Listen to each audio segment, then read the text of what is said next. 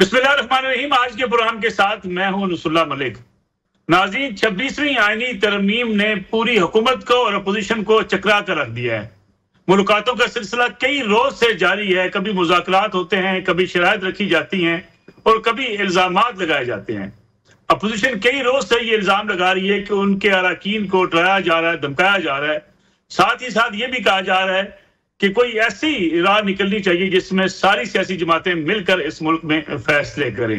लेकिन ऐसा होता हुआ कभी माजी में न दिखाई दिया, न अब होता हुआ दिखाई देता है। 26वीं आईनी तरमीम के बाद होगा क्या? क्या सियासी जमातें जो इस महाजराई की तरफ बढ़ी हुई हैं, इस महाजराई का खात्मा हो जाएगा? और फिर साथ ही साथ जो इल्जामात की सियासत है, इसमें खात्मा होगा? क्योंकि इमरान खान साहब से PTI का वफद जेल में मिला और वापस आकर उन्होंने इमरान खान साहब के हवाले से बहुत सी शिकायत सामने रखी। ये भी कहा कि उन्हें सहूलियात नहीं दी जा रही हैं, उनकी सेहत खराब है, उनको डॉक्टर से नहीं मिलने दिया जा रहा। और आज 2 घंटे की मुलाकात के बाद कहा गया कि नहीं, 45 मिनट बाद ही मुलाकात खत्म कर दें। दूसरी तरफ अडियाला जेल हुकाम ने एक प्रेस रिलीज जारी की है जिसमें कहा गया है कि उन्हें B क्लास की तमाम सहूलियात मुयस्सर हैं। उन्हें खाना, उनके मुशक्ति, उनकी एक्सरसाइज, सारी वो चीजें उनको दी जा रही हैं जो B क्लास के कैदी को दी जाती हैं। अब हकायक क्या है, इसमें भी बात करेंगे। और साथ ही साथ जो सियासी जमातें एक दूसरे के खिलाफ दूर तक चली जाती थी, आज एक दूसरे के साथ बैठी हुई हैं। और जो सियासी जमातें एक दूसरे से हाथ मिलाना पसंद नहीं करती थी, एक दूसरे के मौकफ की तायद भी कर रही हैं। इसका भी जायजा लेंगे आज के प्रोग्राम के अंदर। मेरे साथ तशरीफ रखते हैं सीनियर सहाफी तजियाकार जनाब अमीर अब्बास साहब। अमीर अब्बास साहब, बहुत शुक्रिया आपका।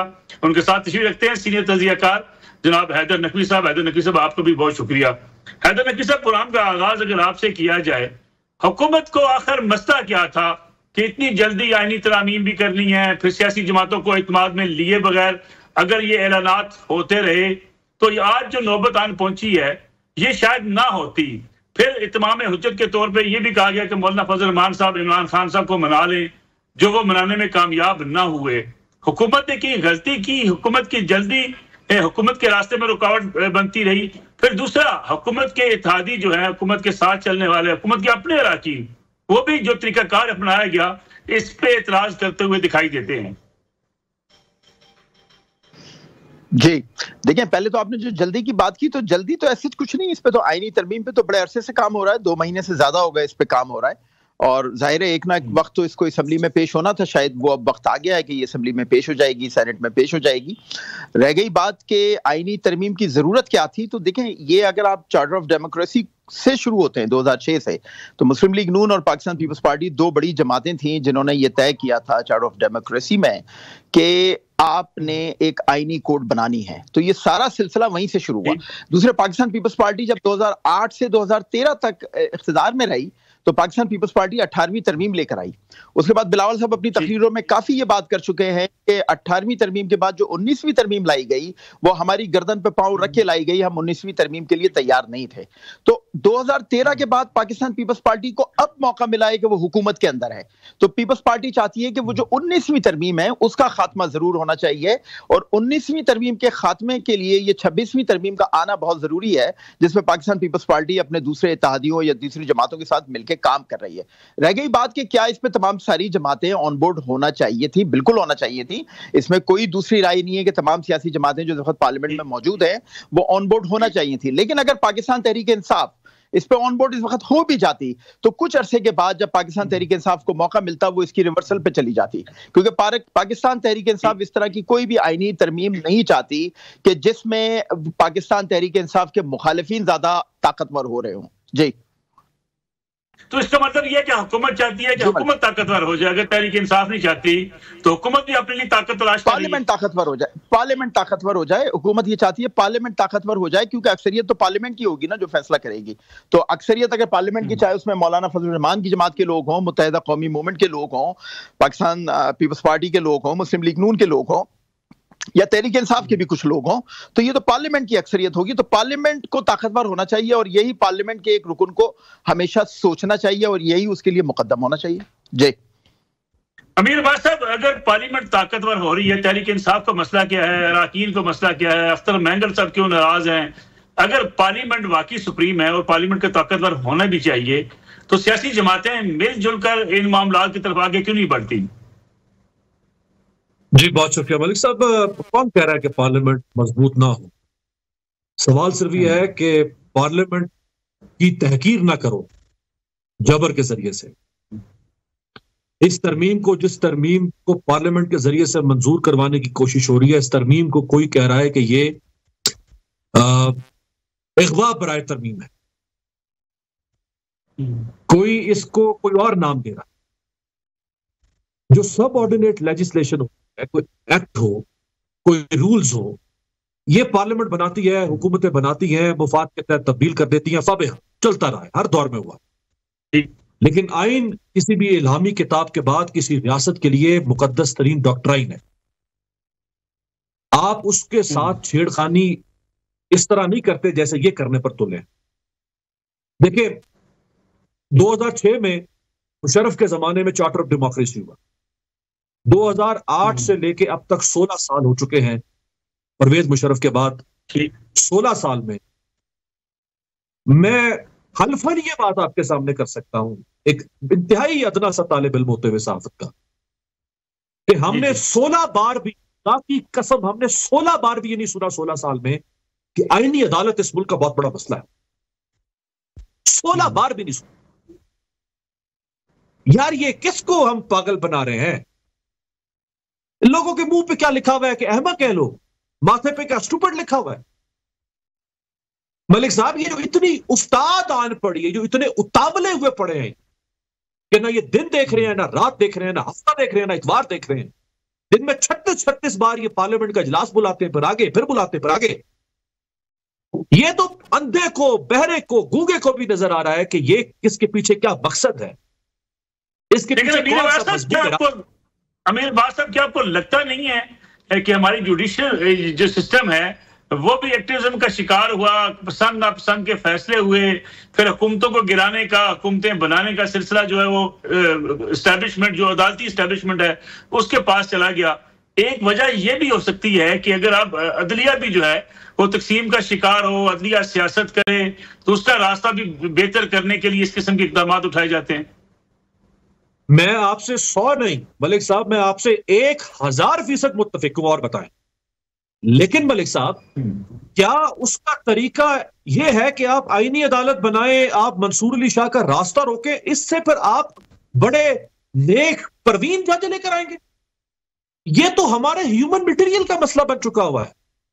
हम सहाफियों में भी खायन लोग हो सकते हैं। मैं हो सकता हूं खायन एक सहाफी हूं, मैं हो सकता हूं बदतीनत सहाफी हूं, मैं हो सकता हूं किसी के प्रोपेगेंडा पर चलता हूं। इस मुल्क में ब्यूरोक्रेट तबाह हो चुका हुआ है, इस मुल्क का जो है वो सियासतदान का पॉलिटिकल मटेरियल तबाह हो चुका हुआ है, इसी तरह से इस मुल्क का जज का मटेरियल भी तबाह हो चुका हुआ है।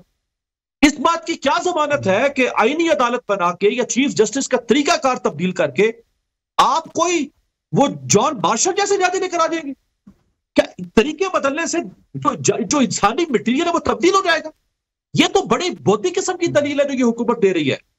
ये बड़ी कमजोर दलील है कि ये चूंकि जज बड़े बुरे आते रहे। हाँ बुरे आए, हाँ साकिब निसार एक तोमत थी इस मुल्क के ऊपर, हाँ इरशाद हसन खान लानत था इस मुल्क के ऊपर, हाँ मौलवी मुश्ताक हुसैन जिसने भुट्टो को फांसी दी वो एक नायक था इस मुल्क के ऊपर, हाँ जस्टिस मुनीर इस मुल्क के ऊपर एक आजाद था।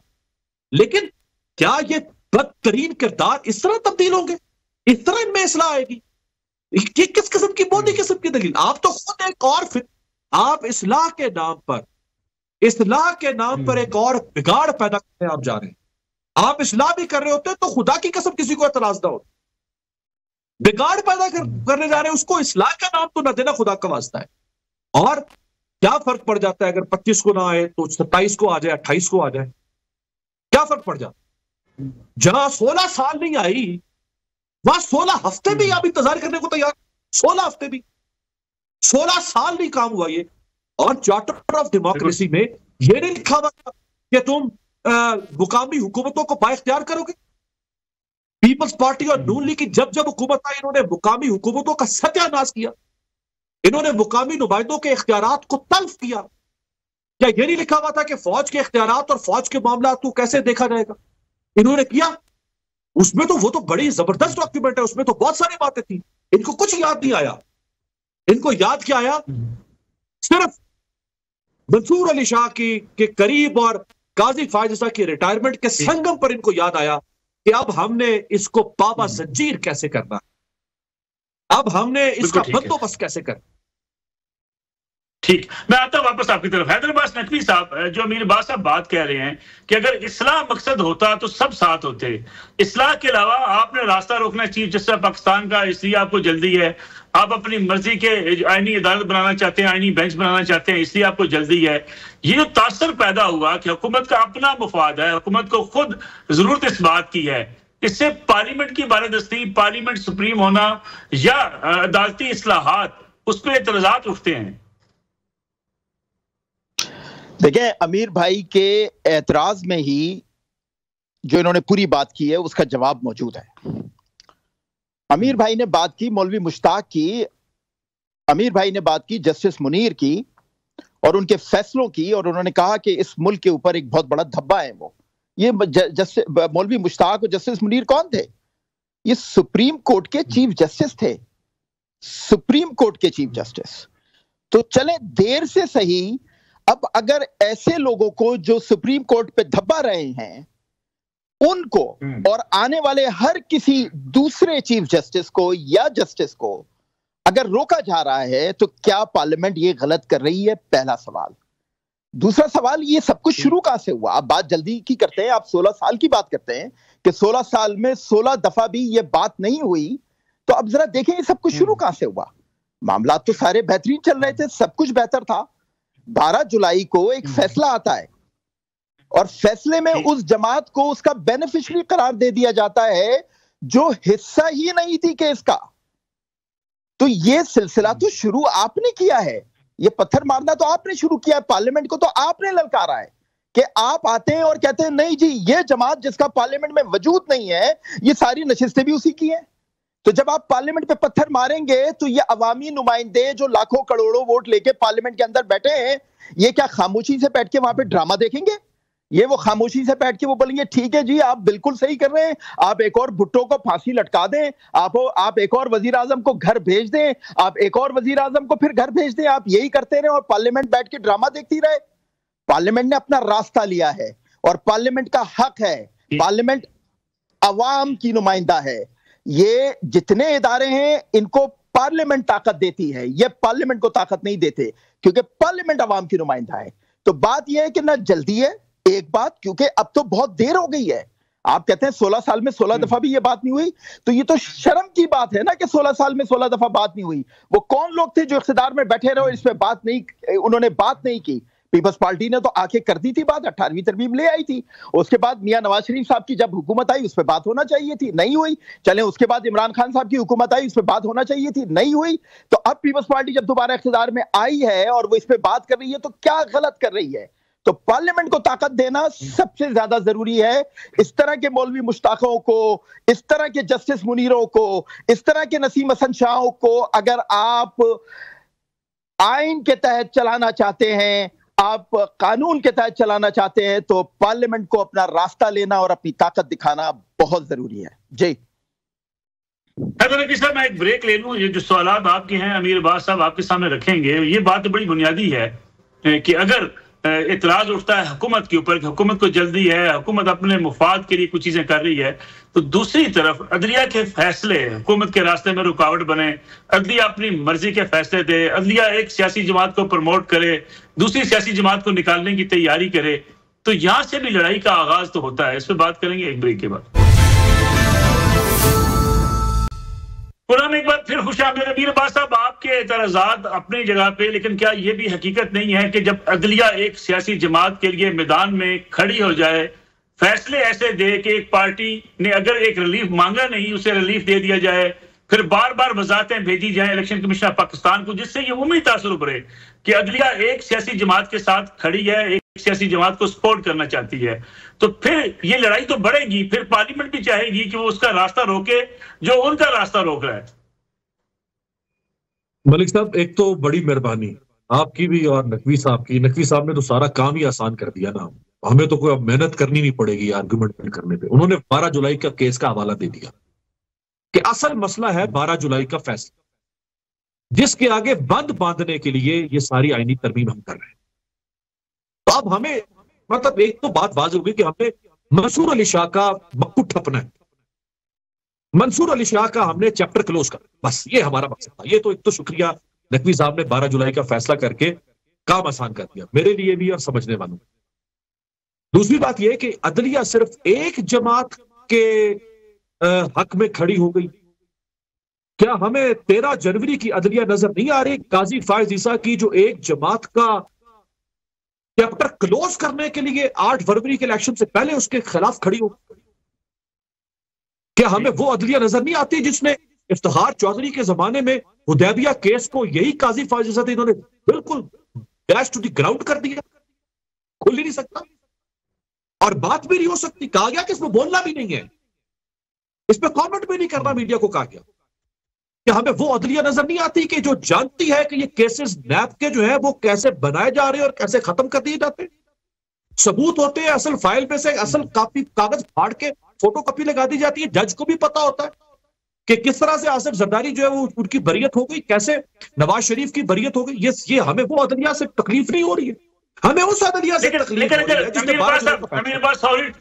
सॉरी टू इंटरप्ट यू, अगर हम ये जो जिस केस की बात कर रहे हैं कि अदलिया ने वो मुकदमात खत्म कर दिए, थोड़ा सा अगर हम माजी में जाएं, हमें साकिब निसार साहब भी नजर नहीं आते ना, जो इमरान खान साहब के साथ बैठ के उस वक्त की एस्टेब्लिशमेंट के साथ मिलकर ये ऐलान कर रहे थे कि मैं नवाज शरीफ को निकाल के दिखाऊंगा, निकाल के दिखा दिया। तब इमरान खान साहब जो है उनकी सहूलतकारी एस्टेब्लिशमेंट और साकिब निसार साहब की जिम्मे थी। तो मैंने तो उन जिन 6-7 कम वक्तों का नाम लिया आपके प्रोग्राम में, पीछे रिमाइंड करके देखे, मैंने शुरू ही उसी कम वक्त साकिब निसार से किया। मैं तो ऑब्जेक्टिव आदमी हूं, मेरा तो ना साकिब निसार सका है ना कोई और कम वक्त सका है। मैंने तो उसी कम वक्त के नाम से शुरू किया कि इसमें बड़े बड़े बुरे लोग आए। तो फिर मलिक साहब जो साकिब निसार एस्टैब्लिशमेंट के साथ मिलकर नवाज शरीफ को निकाल रहा था, तो वो कौन सा साकिब निसार है? वो 25 के बाद में फिर उसका नाम लूंगा जो किसी से मिलकर इमरान खान को निकाल रहा था। अभी मैं नहीं नाम ले सकता ना 25 से पहले उस साकिब निसार का, वो जो कम वक्त साकिब निसार था जिसने इमरान खान को और उसकी पार्टी को निकालने के लिए सारा कुछ किया। तो ये हर दौर में साकिब निसार रहे हैं, ये हर दौर में अबू लहब रहे हैं। तो क्या आपने इसको जारी रखना है या आपने इसको रोकना है? मैं, आप और नकवी साहब, हम ना सियासतदान है, ना जज है, ना जर्नल है, ना ब्यूरोक्रेट है। हमें इस वक्त जो लोग सुन रहे हैं वो एक सहाफी और एक दानिश्वर के तौर पर सुन। चले, मैं तो सहाफी हूं, मैं दानिश्वर नहीं हूं, आप दोनों साथ दानिश्वर भी होंगे। क्या हमने लोगों के ज़हनों को उलझा के, हमने उनके ज़हनों को उलझा के पलटाना है, या हमें उन्हें बताना है कि यार साकिब निसार गलत था, तो आइंदा भी कोई इस किस्म का साकिब निसार, आज भी कोई साकिब निसार है, कल को भी साकिब निसार ना आए? उसका हल ये नहीं है कि आप मौजूदा आने वाले चीफ जस्टिस से इख्तियार छीन लें। आप चीफ जस्टिस के अपॉइंटमेंट का तरीकाकार ऐसे तब्दील कर दें कि हर जज, जब आप 3 जजों का पैनल बनाने जा रहे हैं मलिक साहब, तो हर जज को आप ये पैगाम से, तुमने हुकूमतों की चापलूसी करनी है, तुमने हुकूमतों के खिलाफ फैसले नहीं करने, तुमने हुकूमतों का टाउट बनना है। तो वरना अगर तुमने हुकूमतों के खिलाफ हिटर होकर फैसले किए, तुम्हें उस जमाने का प्राइम मिनिस्टर अपने चीफ जस्टिस की फहरिस्त से निकाल फेंकेगा। आप ये किधर लेके जा रहे हैं? आप, मैं फिर कह रहा हूं, इस्लाह के नाम पर आप तबाही, गारतगरी की तरफ लेकर जा रहे हैं। आप इस्लाह की बात करें, इस्लाह की बात क्या थी?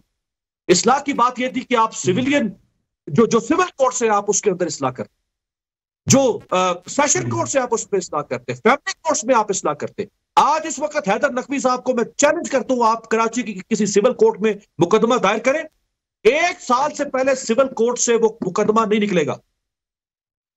1 साल से पहले सिविल कोर्ट से, वो भी बड़ी गनीमत होगी अगर वो 1 साल से पहले निकल जाए। टोटल 22,65,000 मुकदमात हैं, और 22,65,000 मुकदमात में से मलिक साहब सिर्फ 18% पाकिस्तान की हाई कोर्ट और पाकिस्तान की सुप्रीम कोर्ट और फेडरल शरीयत कोर्ट में, 82% मुकदमात civil court, session court, family courts में पड़े हुए, स्पेशल कोर्ट्स में पड़े हुए, इंसदाद दहशतगर्दी की अदालतों में पड़े। जहां 82% मुकदमात पड़े हुए हैं, उसकी किसी को उस पर बात करते हुए पार्लियामेंट को बात पड़ती है। लेकिन जहां 18% मुकदमात है, उसके पीछे लेके जीरो तो फंक पड़ गए कि ऐसी की तैसी, इनको तो पहले हम सीधा करेंगे, कुदाने लेकर आगे। तो क्यों लेकर आए? इसीलिए चूंकि 12 जुलाई, मसला 12 जुलाई है, मसला इस हाइब्रिड निजाम को बचाना है। हाइब्रिड निजाम को बचाने के लिए आपको ऐसे जज चाहिए जो जज यस बॉस करे, तो ले अगर वो वक्त नहीं रहा तो मसला 9 मई भी है ना, 9 मई को जो कुछ हुआ उसके बाद जो अदालतों का रवैया रहा, जिस तरीके से जमानतें ले ली जाती हैं, उसके बाद एक रुकावट तो आ जाती है ना कि एक महसूस होता है कहीं ना कहीं कि ये अदालतें इंसाफ इदारों को भी देने को तैयार नहीं है। हुजूर वाला, मैं इस पर भी आपके 100 नहीं, आपके साथ 1000% मुत्तफिक हूं। मैं तो देखिए पूरे प्रोग्राम में आपसे मुसलसल इत्तफाक किए जा रहा हूं और 10 गुना ज्यादा इत्तफाक कर रहा हूं। मुझे ये बताएं कि जब मुल्जिम मौजूद हो लाहौर में और जुर्म सरजद हो रहा हो लाहौर में, और आप उस पर मुकदमा करते गुजरावाला में, सियालकोट, सरगोदा में, इस्लामाबाद में, क्वेटा में, आपको ये नजर ना आए और हमें ये नजर आ जाए कि जज ने उसको जमानत दे दी है। हमें लाहौर के एक मुकदमे में से सजा नहीं होती ना, लाहौर के एक मुकदमे में सजा हो जाए तो दीगर मुकदमे ना बनाने पड़े।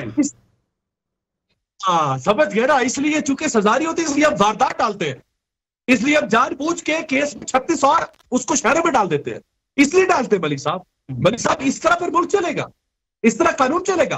कल को फिर मैं प्राइम मिनिस्टर आ जाऊं, कल को मैं प्राइम मिनिस्टर आ जाऊं तो मुझे भी आपकी हक देंगे कि मैं अपने मुखालिफिन को पाकिस्तान के 150 शहरों के अंदर फिराऊं, चक्कर दिलाऊं, उनको मुकदमात पे मुकदमात करूं इस बुनियाद पर कि इसको यहां से तो सजा होगी नहीं, लिहाजा मैं इसको 150 शहरों में चक्कर दिलाऊं।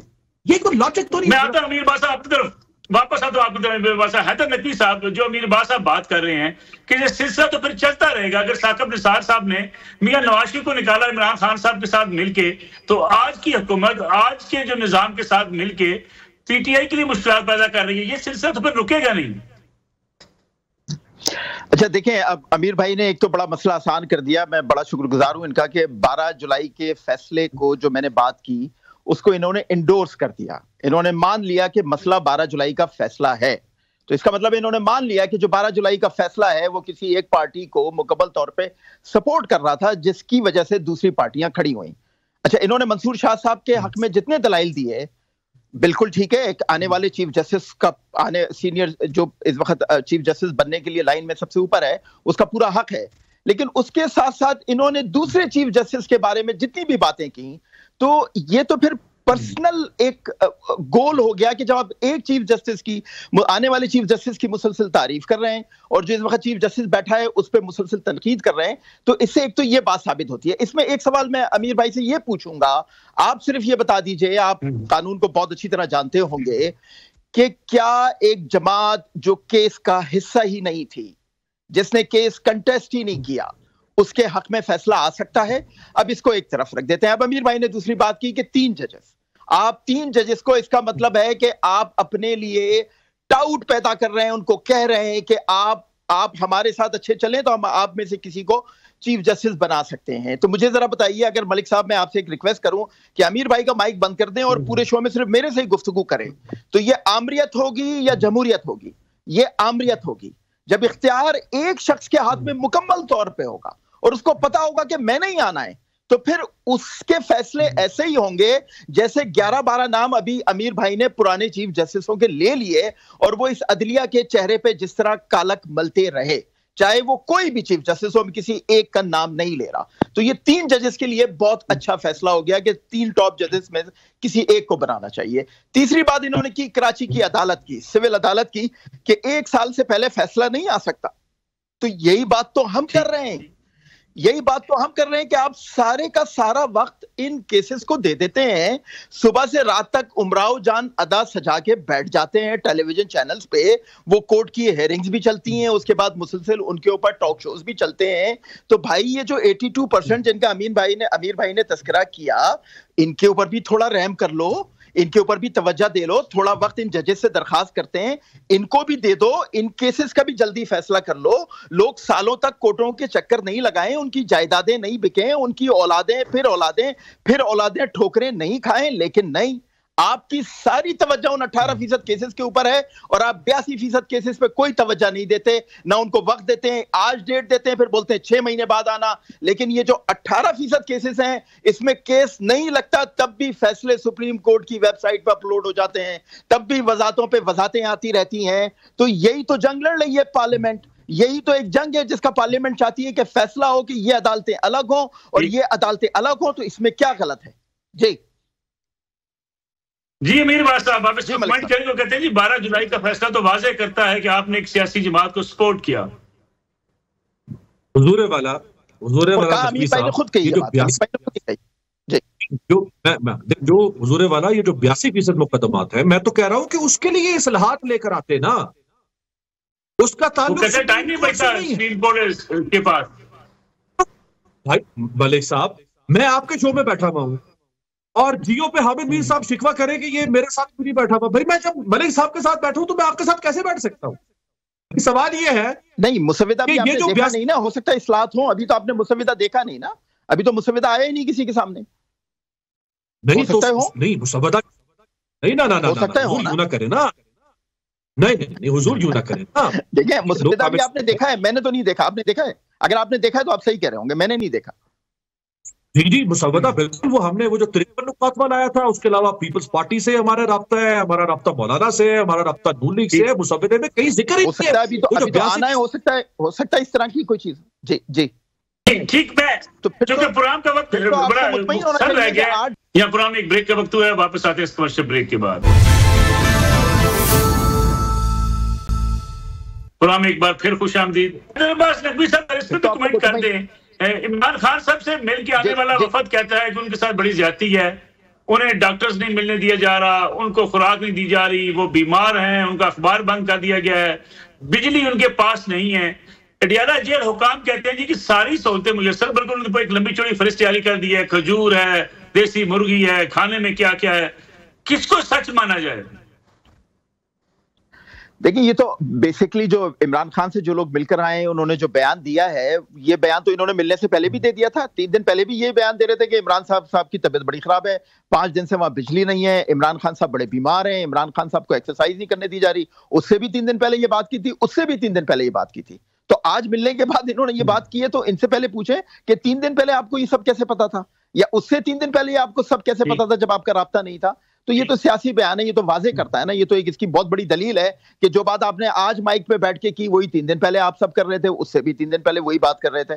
तो ये तो आपका एक एजेंडा है, ठीक है। जो अभी इस हवाले से बात हुई जो अमीर भाई ने की जस्टिस मंसूर 8 जजेस के हवाले से, तो फिर तो मैं एक छोटा सा सवाल पूछना चाहूंगा अपने भाई से भी और जो लोग सुन रहे हैं उनसे भी, कि जब 13 में से 8 जजेस आपके साथ हैं, अक्सरियत आपकी है, तो फिर परेशानी किस चीज की है?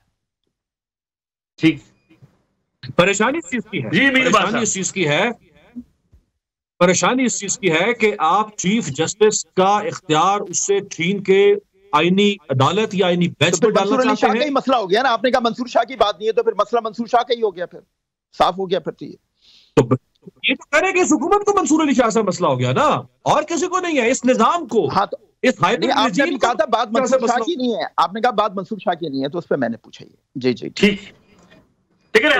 अमीर बात साहब इस पर भी कमेंट कर दें। ये जो हैदर साहब ने बात की कि 3 दिन पहले 6 दिन पहले जो बयान आज जारी किया पीटीआई की डेलीगेशन ने, वहां से मिलने के बाद पीटीआई के रहनुमाओं ने, वही बयान 6 दिन पहले जब आपका कोई राब्ता नहीं था, आपकी मुलाकातें नहीं थी, तो आपके पास वो बयान ऑलरेडी मौजूद था कि इमरान खान साहब के साथ ये सख्तियां हैं। अब अडियाला जेल हुकाम कहते हैं सहूलियात जो दी जा रही है, एक एक चीज उन्होंने जारी कर दी है। किसकी बात दुरुस्त है? बस आपने जब क्लोजिंग कीजिएगा तो मैं लाइटर नोट पे एक लतीफा जरूर 10 सेकंड मुझे दीजिएगा। देखिए हमारे लिए, मैं नहीं कहता कि पीटीआई जो कह रही होगी, वो कालीन वाला लतीफा तो नहीं है, वो अमीर भाई कालीन वाला नहीं, वो कालीन वाला नहीं है, वो मौलाना से मुताल्लिक। अच्छा ठीक, अच्छा ठीक। जो नहीं कहता ये जो कह रही होगी कि इमरान खान साहब को जेल में ये मिल रहा है या नहीं मिल रहा, लेकिन मैं ये भी मानने को तैयार नहीं हूं कि जो हुकूमत की तरफ से अभी ये छोड़ा गया है शोशा कि ये सब कुछ मिल रहा है, हुकूमतें कितना सच बोलती है इस मुल्क में ये हमें पता है, लेकिन हमें ये पता है कि हुकूमतें अपने मुखालिफिन के साथ इंतकाम कैसे लेती हैं, चाहे ये हुकूमत हो चाहे माजी की हुकूमतें हो। इमरान खान ने भी अपने मुखालिफिन से इंतकाम लिया और आज ये इमरान खान से इंतकाम ले रहे हैं।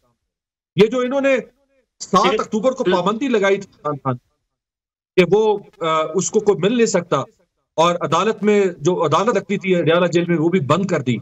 ये सिर्फ और सिर्फ लाइन ऑफ कम्युनिकेशन, ये लाइन ऑफ कम्युनिकेशन मुनक़ता करनी, इमरान खान का राब्ता काटना था, इसलिए लेकिन अमीर साहब राब्ते जरूर मुंतकिल हुए, लेकिन जो हमारी इत्तलात भी है कि ये जो सहूलियात है खान साहब की, खाने पीने की, कुक की और बिजली की, ये एग्जेजरेशन है मेरे ख्याल में, इल्जाम तराशी है। उनको ये सहूलियात तो बी क्लास वाली मिली हुई है।